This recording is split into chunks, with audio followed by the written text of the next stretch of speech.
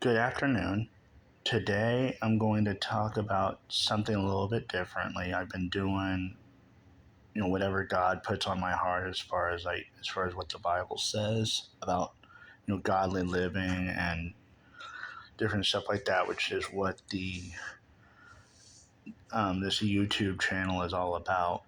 Um, but we're going to switch gears today and give you kind of a more light-hearted, give you guys a break from the heavy stuff because I know it's whenever you teach the Bible, it not only you're teaching others, but it's also you're teaching yourself.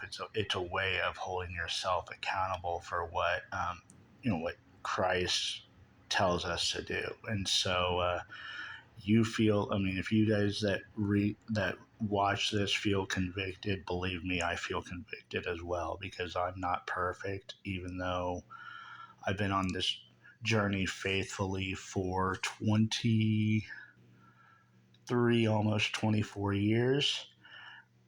There's a lot of things I'm still learning about, which so we'll get more into that. So today we're going to be doing my testimony, what got me here to where I'm at. Hoping and praying that you guys are blessed by it, and enjoy the next few minutes. Hopefully, you guys all get to know me better, and I'm not just a face that you watch as far as a video. You'll be like, okay, this is where he came from. He's like human just like me. That's important because I don't ever want to come across as preaching at. I like to rather talk to, because preaching at makes a person feel like they're less than, and you're not. Um, Talking to is, hey, we're trying to figure this out together. Let's figure this out. You're an equal and I'm an equal. So here we go. Okay, so about me. I am the oldest of 9 kids. So like ages now I'm now 45 to 24. So my childhood was pretty fun in that sense. But as far as my life goes, I had an amazing mom. My mom has been nothing short of spectacular when it comes to teaching us godly values and walking out godly values. My dad was my mom's first husband was a good man, but he was a passive father. I gave him, I've forgiven him for that because of the fact that he was great to my brother. Cliff and I were always close, and so it was like, you have that. Everyone has that person that, no matter what you guys are doing, you guys have that feel about them that like they know what you're thinking, and why you're thinking what you are, and you know what they are and why. Um, Cliff and I were that way. We always thought on the same page, which is why it was really a joy having him in my life as long as what he was. Um, so yeah, so the fact that my mom's first husband was good to him meant the world to me. Um, my mom's second husband was I learned a lot of good values from him, but he was also he wasn't very abusive. He just was abusive. Um, he taught me the value of hard work, and you when you go looking for jobs, you make a job out of finding a job, and give your absolute best effort, even though he was, as far as hanging out, as far as teaching us kids the ropes as far as like what to do and what not to do. Hanging out with him was on his terms. If you wanted to watch football, if you wanted to go to monster truck rallies, he was good for that. But I think I've always been huge into basketball, and so if I wanted him to play basketball with me, he never did. I think he actually no, I take that back. I think he played basketball maybe once or twice in the 14 years that mom and him were married. But so that ended up being my escape from from when things weren't looking good. But but the problem that I had with that, because I dealt with a lot more personal issues as a result of my my mom's second husband than first, because I became an abusive brother. Like I was more of a pattern of it when I would because like me and my sister, who was 2 years younger than me, we had kind of a rivalry, if you will. It was like who was a dominant sibling, which so she'd antagonize, I'd hit, the cycle went back and forth. But yeah, so I developed a tendency back then of enjoying the power, enjoying the fact that her and my brother were afraid of me. Like Cliff would switch back and forth between whatever. I mean, whenever he wanted something from someone, that's who he would align with. So it ended up working out to where he was. He had he had a good idea the way both of us thought, and how to get under our skin if he needed to. but yeah, so yeah, we'll get more into the abuse later. But one the way I was, because it it led to some it really led to my turnaround. But as far as how I've seen the world, it if I saw something wrong, like that my dad did wrong, I essentially put in my head, okay, I'm not doing that again. I'm not going to do that lifestyle. I'm not going to do things that way. And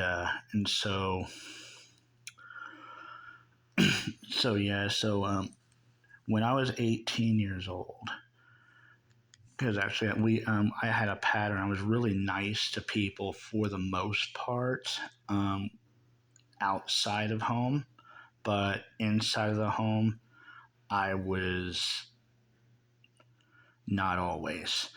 If I got my way, I was good. If I didn't, look out. But but yeah, you want to you want to be able to learn through through your relationship with your siblings, but it wasn't right the way that I did it. I felt like my number one goal as a big brother was beat up on my siblings. Mom kept telling me, no, that's not. She even told me one day, she was like, if you don't stop this, one of two things is going to happen. One, they're going to have nothing to do with you, or two, they're going to beat you up. And almighty big brother, because I had an ego back then. I wasn't arrogant, but I was definitely overconfident, and I was definitely what you would call cocky. But So I was like, yeah, them beating me up is not something that I'm afraid of. I'm not even concerned about that. But the whole idea of them having nothing to do with me was something that really sunk in. Um, but to my like to the situation that really turned my life around, I don't remember what started the situation, which led to my sister calling the cops on me. But I do remember when I got angry, I would chase my siblings around the house with a chair, never with a desire to hit them. I just liked the thrill of power. And those that have heard me talk before said that power is not a good thing because, like, it goes away, and well, what ends up happening too is exactly what Mom had said. It leads to people not wanting to have anything to do with you. Power. You see someone with a power, like, do a power grab on you, you're not going to have anything to do with them.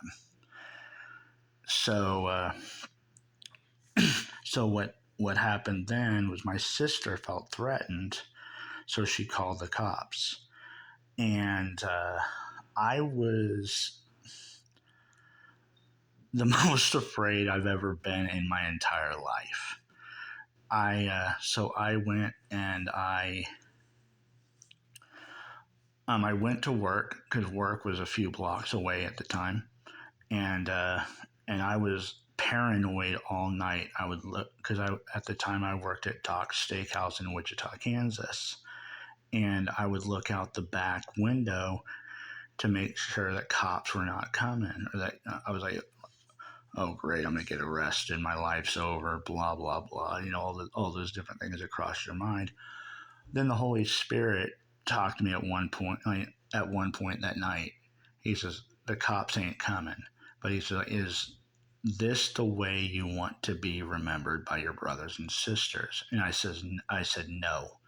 I said, "God help me to do better," and He did. I think after that point, I think I only lashed out to hurt my siblings one more time, and that was over something stupid. I It was the first time the Broncos won the Super Bowl, and I was mad because my sister would not watch it with me, and so I jumped on her hip, and that was the last time I was ever abusive to her, or any one of my siblings. But and since then, my relationship with my family has gotten pretty strong. Cliff and I were always pretty close, even through that. Like, he was always a better example. I have no shame in saying that my brother was a better example of what a good brother looked like than I was. And so we all go through points in our lives where our peers make more of a difference in how we turn out than our mom and dad does. Our mom and dad are always there. They're our support. I mean, even I've heard people say they're even our rock. But there are times where what they say, we're like, what do our parents know? Even though they're far wiser than we give them credit for, we all go through that point. But my brother was the most influential person as far as who I became. And even though there were a lot of people along the way, like, my best friend in high school, who told me that, if whoever doesn't accept you for who you are, they're not worth having around in the first place. That helped my people pleasing, which has also been a very beneficial thing now, because now if a person doesn't like me, I can just, it may bother me for a day or two, but then I can't change their mind. I can't make them see that see the good in me. I mean, all I got to do is just show it, or show the good, show the fact that I'm not what people assume that I am, um, and that so really that's really all you can do. But one thing about my relationship with my father is oftentimes, we have heard that our relationship with God is in a direct relation, or how we view it, with with our relationship with our earthly father. That's true. For the longest time, because of the abuse that I dealt with mom's second relationship, I felt like God was always looking to strike me down, and every mistake that I made. If that were true, I would have been dead before age 3. The whole talk about age of accountability, whether it's true or not, I have no idea. But I was not. I was a tough kid to raise. Mom says I was a fun kid to raise because it was a challenge.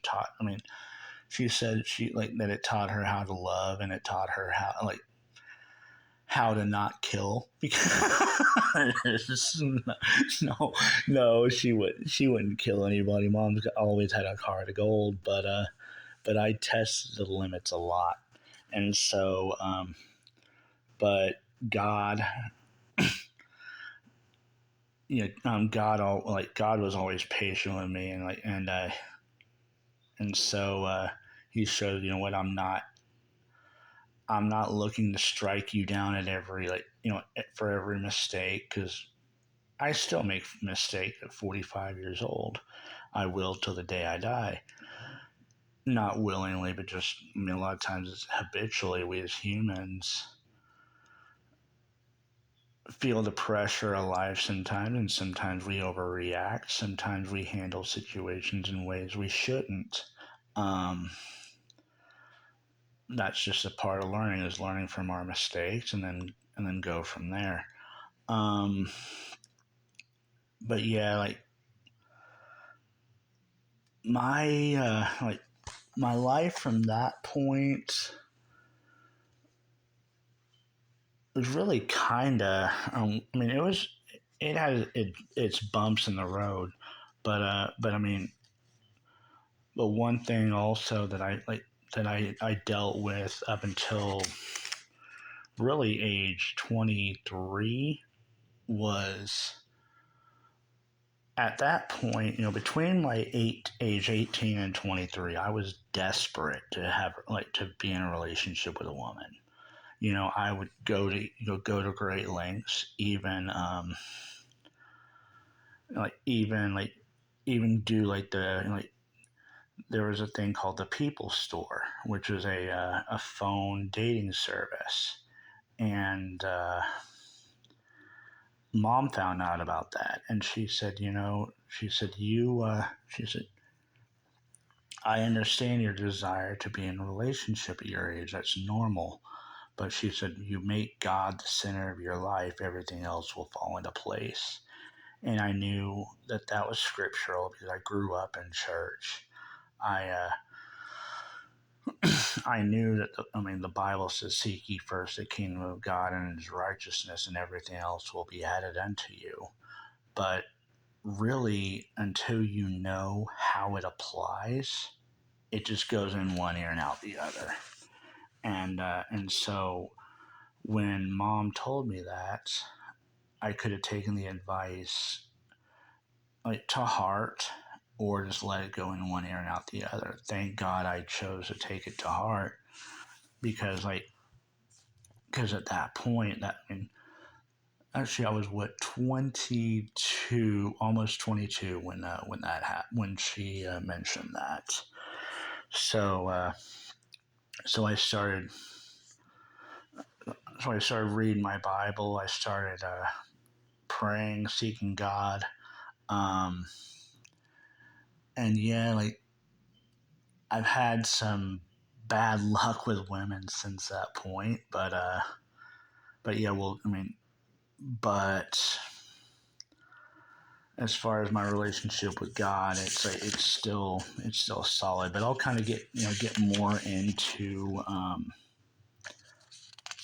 more into those here in just a second, or here in a moment. But but yeah, the day that I declared war on the devil, this was back in what I was 27 years old on what October 29th, 2006. I was on my way home from Dillon's because I worked at Dillon's for 20 years from what 2001 to 2021, and I was riding my bike. I was about like 6 blocks away from Dillon's. It was after midnight, and I looked there. I saw headlights. There were headlights behind me, and I looked back to see where it was. I was hugging the curb because in Wichita, it's illegal for a person to ride their bike on the sidewalk. I've always wrestled with that rule because like sidewalks are for pedestrians. When you pedal, that's pedestrian. But nonetheless, I was riding my bike on like near the curb, and then as I turned around, I heard the vehicle accelerate. Next thing you know, my bike tire pops. I'm on the ground. It rolls over me and and drives off. And the crazy part about it was the person who hit me ended up parking at I believe a restaurant a block away. That comes into play in just a minute. But when I was on the ground, I was like I cried out, help me God. And next thing you know, because there were people that were a few houses down, drinking a couple beers, hanging out, and one of them and the woman, came out in the street, says, "Hurry, quick! Someone call 911." There was another guy who came out and stood by me to make sure that nobody else came by, to try and hit me, because I would have died had that happened. But in the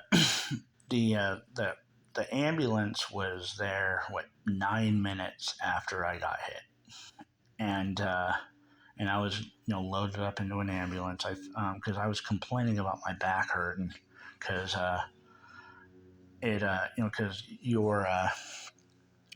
because one of your ribs goes I'm not an anatomy major. I don't know about the body, so it could be more than one rib that goes into your back.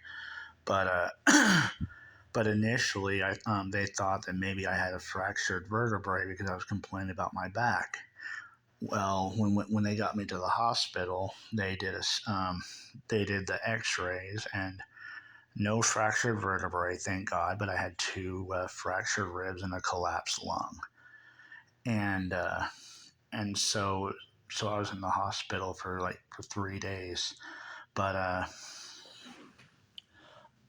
I I used that as a tool, to declare war on the devil, because it was because I at the time I was debating. I went to Wichita State. I got my bachelor's degree in accounting in 2005, and I was debating my last semester whether I was going to get my master's or go into ministry, because I know from the age of 14 I was called to be a youth pastor. Um, and so I was wrestling that stuff through, but then that getting ran over was proof this is what I need to do. But now I will tell you, as from that point, I um, yeah, back up. Thoughts go through your head like faster than you can talk. So that's a lot of times what happens. But anyway, at that point, I I declared war on the devil, and I can say that things are a lot more difficult. Pastors say that being a follower of Christ makes the things you wrestle with easier because you got Christ to help you. Yes and no. Yes, because when you turn to Him, He makes your yoke. I mean your yoke is easy, burden. His yoke is easy, burden is light. But more difficult in the sense that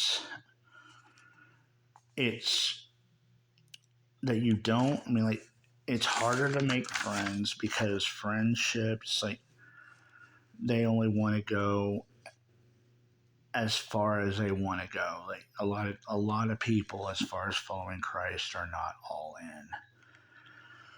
We wish there were more people. That doesn't mean they're not going to heaven. I mean, like, if as long as they're following Christ, they're obeying Christ's commands. They'll be in heaven. But when when you choose to follow Christ and you choose to say, you know what, I'm all in, you're going to lose friendships. Your bosses at work are going to a lot of times out of fear of you, not not give you promotions that you may have earned. It may not. It's like there are any number of things that that could happen. Even with me, with like I've mentioned, bad luck with women is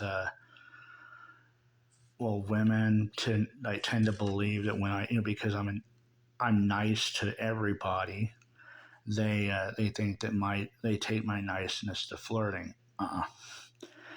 No, I'm nice to people because mom raised me, raised all us kids. You treat people the way you want to be treated yourself, and I need people in my life that are going to treat me well. And so if I want other people to treat me well, I got to treat other people well. There's no motive behind it. It's just I do it because it's the right thing to do. And that is like, and that that's key. Um, One thing following Christ does it does. I mean, you are more careful in how you handle situations.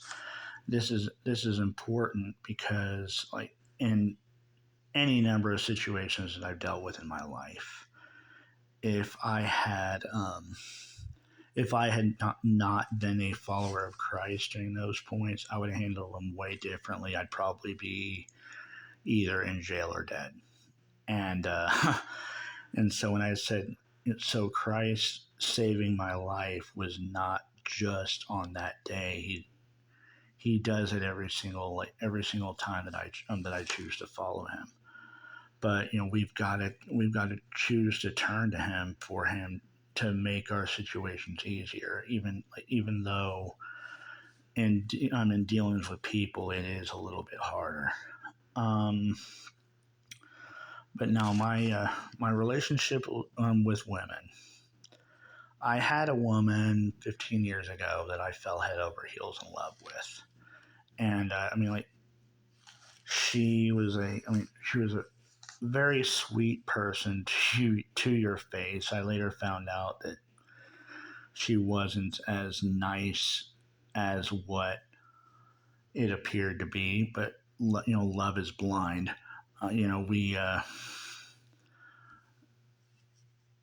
not necessarily don't hear what some people don't hear, but I've always been the type of person that if you tell me something that even if I perceivably don't want to hear it, I will I'll take it to heart, and I'll put it in the put it on the shelf and say, okay, I'll investigate this, and and things that are said, I will. I mean,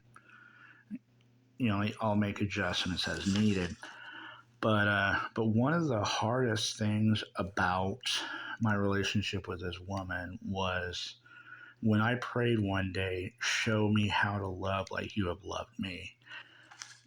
That's a line from the song "Hosanna" by Hillsong United, but it's a powerful prayer if you try to walk it out, because he loves us even if we choose to reject him and choose hell. The Bible says that he loves us even to the depths of hell. So it's like Christ, Christ's love, Christ's love is never ending. It's like, and I mean, there'll probably be people that say, well, what about the situations where he talks about Esau have I hated, and but well, he hated their sacrifice because it was like because when you sacrifice to God, like, and when you are doing things with a pure motive, he's going to, he's going to love you. I mean, he's going to love the fact that you have a pure motive in what you do. He doesn't hate anybody.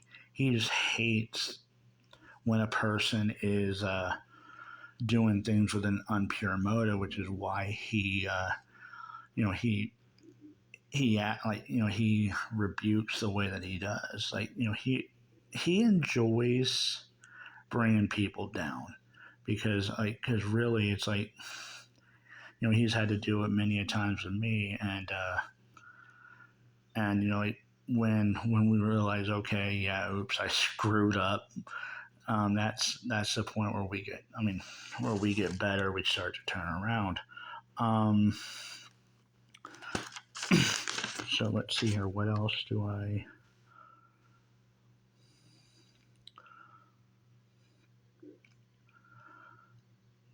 Yeah, the and I'll go ahead and do things that I've